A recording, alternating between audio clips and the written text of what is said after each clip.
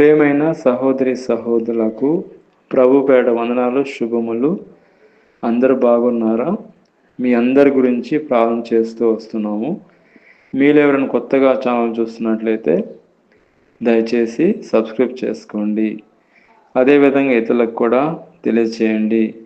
ఈరోజు మనము దేవుని వాక్యం నుంచి దేవుని ఆదరణ గురించి మనం చూసుకుంటాము.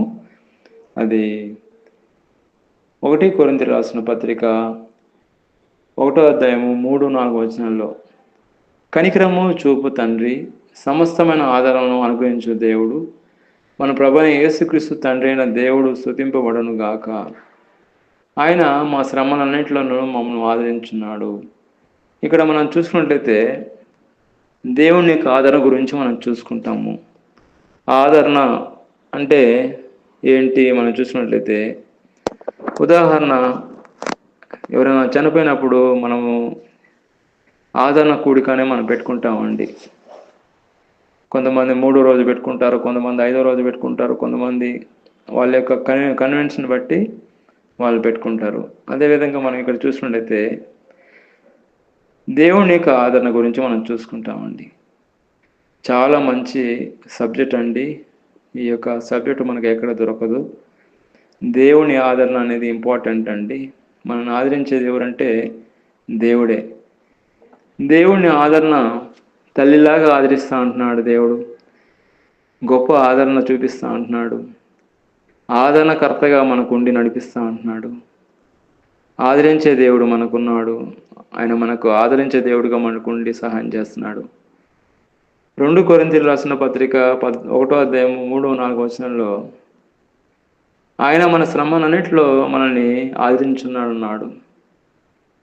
మనం అప్పుడు చూస్తూ ఉంటాం, ఎవరైనా చనిపోయినప్పుడు ప్రేయర్ రిక్వెస్ట్ పెడతారు. వాళ్ళ కుటుంబం ఆదరణ కొరకు ప్రార్థన చేయడం అంటాం. ఆదరణ కొరకు, వాళ్ళ కుటుంబం ఆదరణ కొరకు, దీవెన కొరకు కాదండి, ఆశీర్వాదం కొరకు కాదు, ఆదరణ కొరకు ప్రార్థన చేయమంటున్నారు. ఆదరణ అనేది ఇంపార్టెంట్ అండి.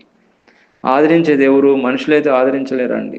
అది దేవుడే ఆదరించాలి, దేవుడే దీవించాలి, దేవుడే కాపాడాలి. ఆదరణ గురించి మనం చూసుకుంటున్నాము.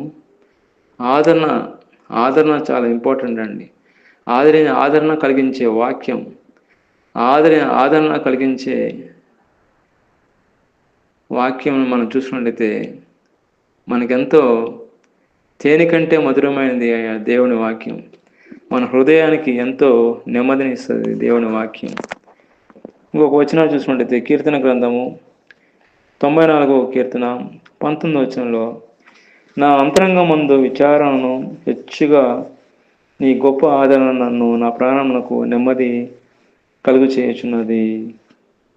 ఇక్కడ దేవుడి వాక్యం నుంచి మనం చూసుకున్నట్లయితే, నా అంతరంగమందు విచారములను హెచ్చుగా నీ గొప్ప ఆదరణ నా ప్రాణమునకు నెమ్మది కలుగు చేయుచున్నది. మనం ఉదాహరణ చూసుకున్నట్లయితే, మనం హెడేక్ వచ్చినప్పుడు మనం ఏం చేస్తాం?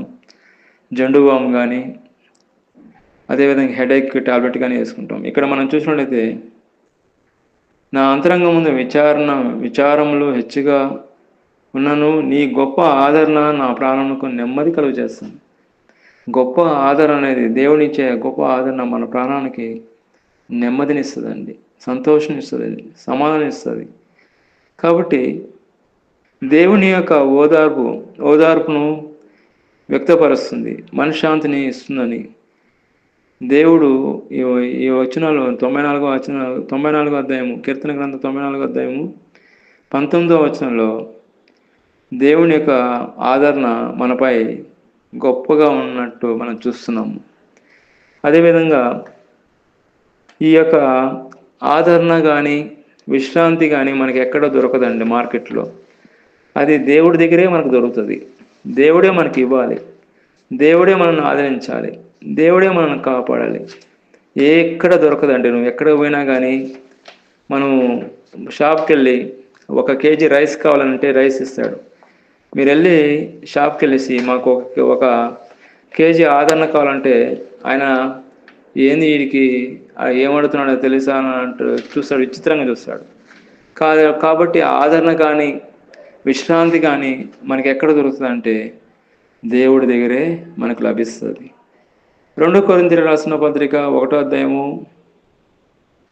4వ వచనంలో మనం చూసినట్లయితే, దేవుడు మిమ్మల్ని ఏ ఆదరణతో ఆదరించున్నాడో ఆ ఆదరణతో ఎట్టి శ్రమలలో ఉన్న వారైనను ఆదరించుటకు శక్తిమంతుడగినట్లు ఆయన శ్రమలన్నింటిలోనూ మమ్మల్ని ఆదరించున్నాడు.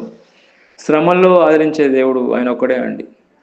ఎన్నో శ్రమలు మనకు వస్తూ ఉంటాయి. ఈ లోకంలో మనం ఉన్నాం కాబట్టి శ్రమలు, కష్టాలు, ఇబ్బందులు అనేటివి వస్తాయి. వాటన్నిటి నుంచి తప్పించేది ఎవరంటే దేవుడే. వర్షం వస్తుంది, వర్షం నుంచి తప్పించేది ఎట్లా అంటే గొడుగు. అదేవిధంగా శ్రమలు, కష్టాలు, ఇబ్బందులు వస్తూ ఉంటాయి, కానీ అవి అన్నిటి నుంచి తప్పించేది ఎవరంటే దేవుడే. ఇక్కడ యెషయా గ్రంథము 66వ అధ్యాయము 13వ వచనంలో, తల్లి తన కుమారుణ్ణి ఆదరించినట్లు నేను మిమ్మల్ని ఆదరించేది అంటున్నాడు. ఎంత మంచి దేవుడు అండి మన దేవుడు. ఒక తల్లితో పోలుస్తున్నాడండి. తల్లి తన కుమారుని ఆదరించినట్లు నేను మిమ్మల్ని ఆదరిస్తా అంటున్నాడు. ఆదరించేది ఎవరంటే దేవుడే అండి. తల్లి ఎంతో ప్రేమ కలదండి. మనల్ని చిన్నప్పటి నుంచి ఎంతో పెద్దవాళ్ళని అయ్యే వరకు పెంచుతుందండి. తండ్రి అయితే ఉదయకాలన మనం ఇంట్లో విడిచి వెళ్ళిపోతాడు ఆఫీస్కి.